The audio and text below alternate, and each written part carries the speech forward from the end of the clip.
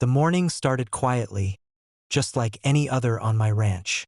The sun peeked over the horizon, casting a golden glow across the fields, illuminating the barns, fences, and the small tool shed I had built years ago. That shed wasn't just a storage space. It was the nerve center for the neighborhood's internet. Every connection, every router, every fiber optic cable ran through that shed.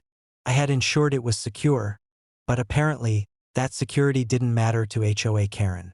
By mid-morning, I noticed a flurry of messages on my phone. My internet monitoring system was showing a sudden drop in connectivity, followed by complete shutdowns across several houses in the area. I frowned. Normally, minor outages happen, but not like this.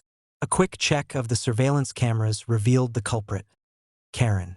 She had somehow accessed the shed using what she called her universal HOA code, and was now inside, gleefully ripping shelves, pulling wires, and attempting to dismantle my carefully organized hub. I grabbed my boots and hurried out, thinking this would be an easy confrontation. After all, it was my property. How could she believe she had the right to destroy it? But as soon as I stepped outside, I realized the severity of her blunder. Not only had she interrupted the entire neighborhood's internet, but she was now standing amid a tangle of exposed wires and blinking equipment, clearly oblivious to the chaos she was causing. "Karen," I called, my voice carrying across the yard. "Step away from the shed. That's private property." She spun around, flashing her trademark smirk. "I'm just enforcing HOA rules," she said, waving a wrench as if it were a wand. You can't what?" I interrupted. "Destroy private infrastructure that supports hundreds of people's homes? Step back now." Karen ignored me, clearly thinking her HOA authority could override common sense, law, and the rights of every resident she affected. So I let nature and preparation do the work. I had set up a series of small, non-lethal deterrents around the shed specifically for unauthorized entry. Motion sensors triggered quietly but effectively. The shed door locked itself automatically, locking Karen inside the small entryway.